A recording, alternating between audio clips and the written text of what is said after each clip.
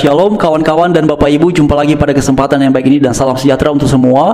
Om Swastiastu, Namo Buddhaya, salam kebajikan. Dan perihal kabar yang muncul beberapa waktu belakangan dan menyebutkan bahwa PMKC mau meninggalkan kekristenan, bahwa PMKC mau keluar dari iman kepada Tuhan Yesus, dan hal ini disampaikan oleh saudara-saudara yang dari seberang. Dan puji Tuhan ternyata itu tidak benar ya kawan-kawan dan Bapak Ibu semua, karena PMKC sudah memberikan penjelasan perihal hal tersebut. Dan untuk lebih lengkapnya mari sama-sama kita dengarkan dalam video berikut ini. Nah, saudaraku yang sekasih, dan kita dengarkan juga apa yang kata Pak KC lewat voice note. Salam, selamat pagi saudara-saudaraku yang ada di luar sana. Saya hari ini menyatakan diri bahwa sekali Yesus tetap Yesus. Bagiku adalah Tuhan dan Juru Selamat. Nggak usah khawatir. Itu bercanda-bercanda itu dijadikan itu hanya bercanda aja. Saya didoakan oleh Pak Rusul Lubis bukan tidak sembuh, tapi buktinya saya sekarang sembuh.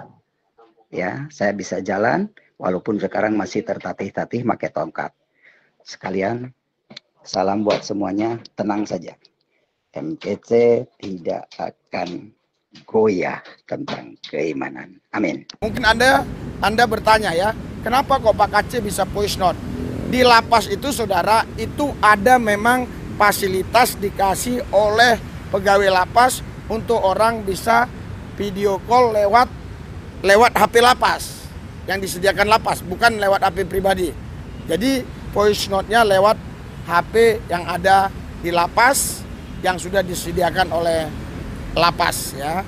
Nah, saudaraku sekasih, kenapa baru kali ini saya meresponinya ya, walaupun sudah 2 kali Ibu KC telepon saya karena kegiatan kami terlalu padat pelayanan, terlebih terusus kemarin pelayanan di anak jalanan. Sebagaimana sudah kita dengarkan ya, jadi PMKC menegaskan kabar yang beredar perihal beliau beberapa waktu belakangan itu tidak benar ya, dan beliau berada dalam kondisi beriman kepada Tuhan Yesus. Dan juga tadi Pak Pendeta Rusul Lubis sudah menyampaikan bagaimana PMKC bisa berkomunikasi itu melalui saluran telepon yang tersedia dari penjara ya, jadi beliau menggunakan itu.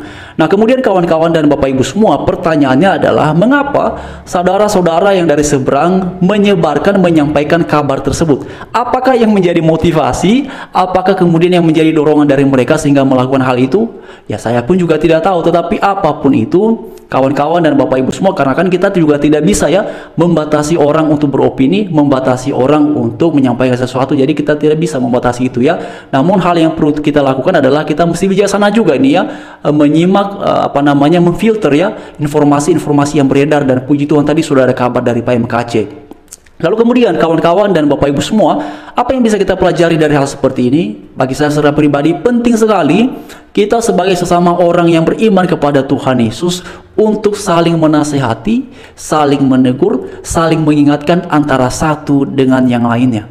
Karena Bapak Ibu semua kita tahu ya bahwa beberapa waktu belakangan pun juga ada saudara-saudara kita yang Kristen, lalu kemudian mereka keluar dari iman kepada Tuhan Yesus dan berpindah ke dalam agamanya yang baru. Tapi juga di satu sisi ada saudara-saudara yang non-Kristen ya, akhirnya mereka mengalami perjumpaan yang luar biasa dengan Tuhan dan memutuskan menjadi Kristen, menjadi pengikut Tuhan Yesus. Tapi sebenarnya sama-sama ya, ada yang keluar dari kekristenan, ada yang masuk.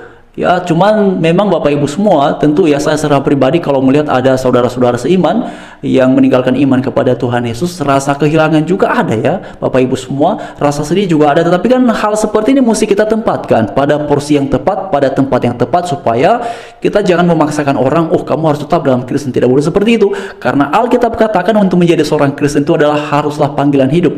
Makanya Tuhan Yesus berkata, bukan kamu yang memilih aku, tetapi akulah yang memilih kamu. Amin. Jadi Bapak Ibu semua, penting sekali untuk kita saling mengingatkan ya, dan luar biasa ya sejauh ini Bapak Ibu semua kalau kita lihat ya dalam seluruh Alkitab dari kitab Kejadian sampai pada kitab Wahyu, luar biasa memaparkan dasar-dasar beriman, memaparkan dasar-dasar keyakinan beragama kita orang Kristen. Jadi sehingga kemudian ketika kita mau berbicara perihal iman kita tidak lagi mengutip kitab suci orang lain, kita tidak lagi menggunakan kitab suci orang lain, cukup menggunakan kitab suci kita saja.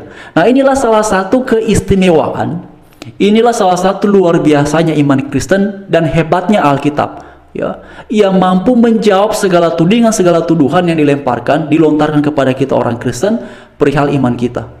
Jadi ketika kita bicara mengenai ketuhanan Yesus, kita kembali pada Alkitab. Ketika kita bicara mengenai keselamatan dalam Yesus, kita kembali pada Alkitab. Ketika kita bicara mengenai penciptaan, kita kembali pada Alkitab. Ketika kita bicara mengenai bagaimana seharusnya kekristenan dalam kehidupan bermasyarakat, kita kembali pada Alkitab. Semuanya ya dipaparkan secara jelas oleh Alkitab. Bahkan juga Alkitab menegaskan bagaimana sikap orang Kristen terhadap pemerintahan yang ada, juga kembali pada Alkitab. Alkitab bilang apa? Harus taat. Ya, taat untuk apa? Untuk kebaikan. Jadi Bapak Ibu semua, kawan-kawan semuanya, ya inilah keistimewaan dari iman kita orang Kristen.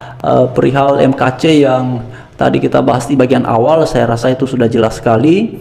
Dan juga beberapa waktu belakangan ini Bapak Ibu semua, saya ingatkan lagi ini ya, karena kan kita sering sekali juga membahas perihal intoleransi, perihal pelarangan pemubaran ibadah yang terjadi di sekitar kita, yang terjadi beberapa daerah di bangsa kita di Indonesia ini. Dan bila ada kawan-kawan ataupun Bapak Ibu yang gerejanya mengalami kesulitan beribadah, yang gerejanya mengalami kesulitan perizinan, silakan disampaikan di kolom komentar supaya nanti kita bisa membahasnya dalam satu sesi.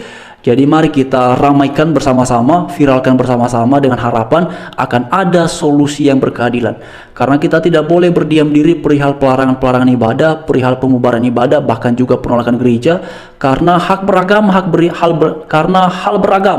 hal beribadah, ya itu adalah hak yang melekat pada tiap-tiap orang yang ada di bangsa kita di Indonesia ini. Ya karena itu kan agama di bangsa ini kan bukan hanya satu ya.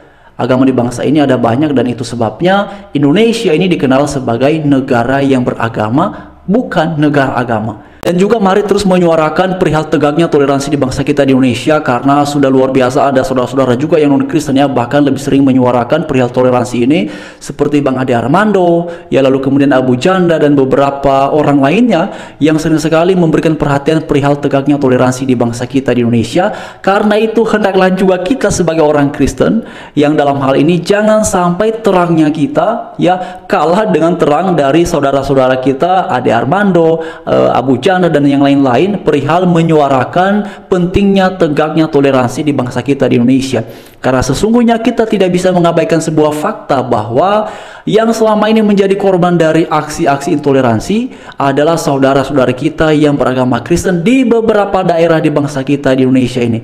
Ada yang ibadahnya dibubarkan ya, ibadah sedang berlangsung tiba-tiba dibubarkan, alasannya mana izinnya. Lalu mau bangun gereja tiba-tiba ditolak padahal perizinannya sudah diupayakan. Juga mau bangun sekolah semuanya sudah diurus, tiba-tiba juga ditolak saudara-saudara ya, kawan-kawan semua. Jadi mari bersama-sama terus menyuarakan perihal toleransi ini supaya benar-benar terwujud ya, terimplementasi secara menyeluruh di bangsa kita di Indonesia ini.